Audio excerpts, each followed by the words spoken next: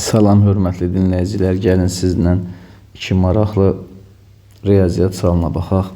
Bu suallar Mustafa Yaxçının Geometriya 3 kitabındandır. Gəlin tapşırığın şərtini oxuyaq, sonra tapşırığı həll etməyə çalışaq. X və Y sayıla bilən ədədlər, X üstə gələk loqaritma 5 əsasından Y, o da bərabərdir loqaritma 5 əsasından 101 faktorial olduğuna görə X ən çox neçədir? Biz gəlin buradan X'i, bu bərabərlikdən X'i tapmağa çalışaq.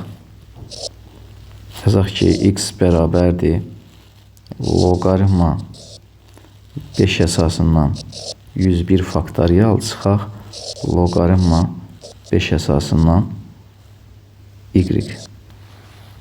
Yəni Y bərabərliyin sağ tərəfinə keçirdik. Daha doğrusu loqaritma 5 əsasından Y.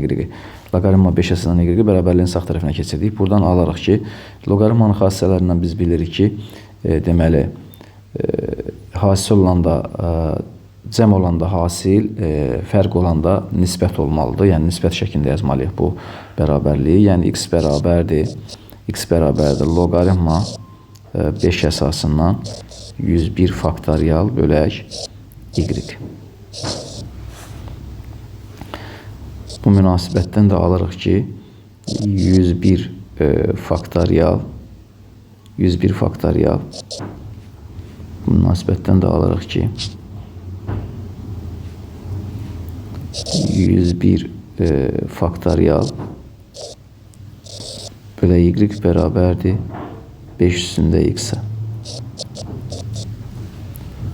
Onda buradan yaza bilirik ki, bu münasibətdən də yaza bilirik ki, 101 faktorial bərabərdir 5 üstündə X vuraq Y-ə. Mən 101 faktorialı belə yazıram. 100 faktorial vuraq 101 kimi yazıram. Bərabərdir 5 üstündə X vuraq Y-ə. Bu münasibətdə belə yazıram. 100 faktorial bölək Y bərabərdir 5 üstündə X bölək 101. Onda bu münasibətdən yazıram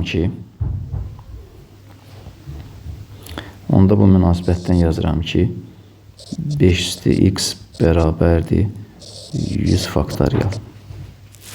Bizdən tələb olunur X ən çox neçə ola bilər? Yəni biz tapmalıyıq ki, deməli, tapmaq istəyirik ki, 100 faktorialın içərisində, tərkibində, 100 faktorialın tərkibində nə qədər 5 var. Bunun üçün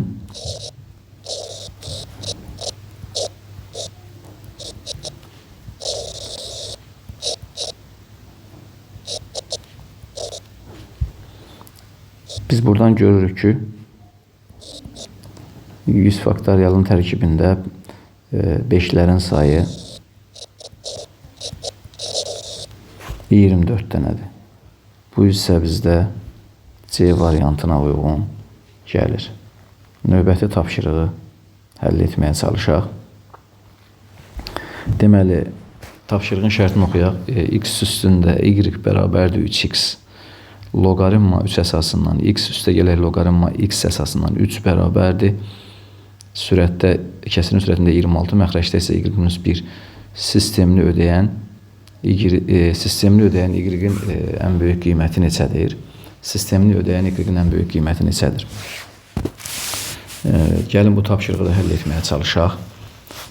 Biz bu bərabərlikdən X üstündə Y bərabərdir 3X bərabərliyinin hər iki tərəfini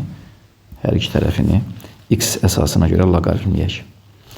Loqaritma X əsasından X üstündə Y bərabərdir loqaritma X əsasından 3X.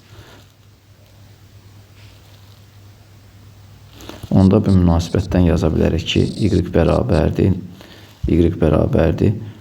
deməli, loqaritma X əsasından X1 olduğuna görə Y də keçir qabağa, yəni burada alınır Y bərabərliyin sol tərəfində. Loqaritma X əsasından 3X də biz hasil olduğuna görə cəm şəklində yazsaq, loqaritma X əsasından 3 üstə gələk loqaritma x əsasından x. Aha, biz buradan alırıq ki, y bərabərdir. Y bərabərdir. Y bərabərdir. Loqaritma x əsasından 3 üstə gələk 1. Çünki loqaritma x əsasından x 1-ə bərabərdir. Bu münasibətdən də alırıq ki, loqaritma x əsasından 3 bərabərdir. X əsasından 3 bərabərdir. Y çıxaq 1. Münasibətdən də bunu alırıq. İndi bizə verilən tənlikdə loqaritma 3 əsasından x üstə gələk ikinci tənlik belədir. Loqaritma 3 əsasından x üstə gələk loqaritma x əsasından 3 bərabərdir. Sürətdə 26 məxrəcdə y-1 sistemini ödəyən ən böyük qiymət, y-in ən böyük qiymət neçədir? Biz indi loqaritma 3 əsasından x-in yerinə, deməli, loqaritma x əsasından 3 bizdə y çıxaq 1 olduğuna görə, bu oxuduğum, deməli, yuxarıda oxuduğum, deməli, tənlikdə loqaritma 3 əsasından x-in yerinə loqaritma x əsasından 3 y-1 ifadəsinə bərabər olduğuna görə loqaritma 3 əsasından x isə onun tərsi olacaq. Yəni 1 bölək y yazacağım yerinə. Yəni loqaritma 3 əsasından x-in yerinə 1 bölək y-1 yazacağım. Üzrü sayın loqaritma deməli loqaritma 3 əsasından x-in yerinə biz deməli 1 bölək y-1 yazacağım. Y yox, 1 bölək y-1 yazacağım. Çünki loqaritma x əsasından 3 y-1-ə bərabərdir. O zaman yazıram. Loqaritma 3 əsasından bu ifadəni bura yazaq, daha aydın olsun. Loqaritma 3 əsasından x üstə gələk loqaritma x əsasından 3 bərabərdir 26 y çıxaq 1. Bax, biz bu ifadədə loqaritma 3 əsasından x-in yerinə 1 bölək y-1 yazacağıq. Çünki loqaritma 3 əsasından x loqaritma x əsasından 3-ün tərsidir. O zaman yazıram 1 bölək y çıxaq 1 üstə gələk y çıxaq 1 bərabərdir 26 bölək y çıxaq 1.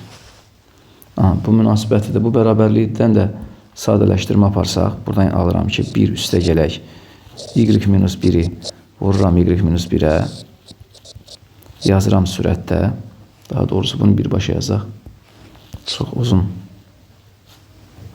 Deməli, bu kəsiri ortaq mərcə gətirəndə, yəni sol tərəfdəki kəsiri, y-1 vururam y-1-ə, yazıram sürətdə, yazıram 1 üstə gələk y-1-in kvadratı. Məxrəc olduğu kimi qalır y-1 bərabərdir 26 bölək y-1.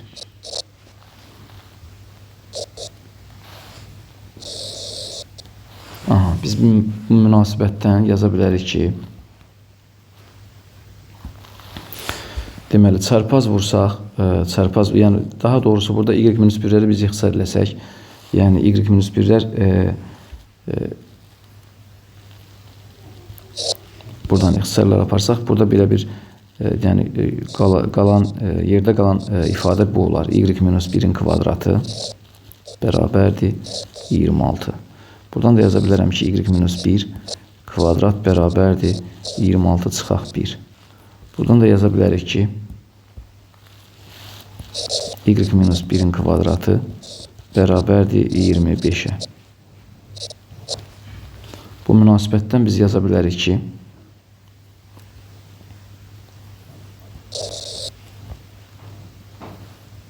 deməli, y-1-in kvadratı bərabərdir 25. Buradan yazırıq ki, y-1 bərabərdir plus minus kök altında 25.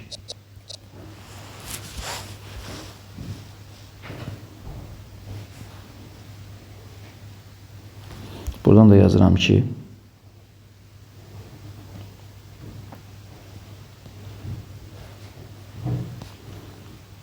y-1 bərabərdir plus minus 5. Buradan da alaraq ki, y-1 bərabərdir müsbət 5-ə, y bərabərdir 6-ya. Bir dəfə də y-1 bərabərdir mənfi 5-ə, y də bərabərdir. -5 üstə gələk 1. Bunda alıram ki, y bərabərdir -4-ə. Bizdən tələb olunur ki, y-in ən böyük qiyməti, baxın şərtdə y-in ən böyük qiyməti neçədir deyir. Y-in ən böyük qiyməti, ən kiçik qiymətini soruşmur. Bizdə deməli y-in ən böyük qiymətini deməli 6 tapmışıq. Y bərabərdir 6. Ona görə də biz 6 cavabını seçməliyik. Yəni tapşırığın həlli deməli D variantına uyğun gəlir. Yəni 6-ya. Maraqlı tapşırıqlar idi. Diqqətinizə görə sağ olun. İnşallah yeni videolarda görüşərik.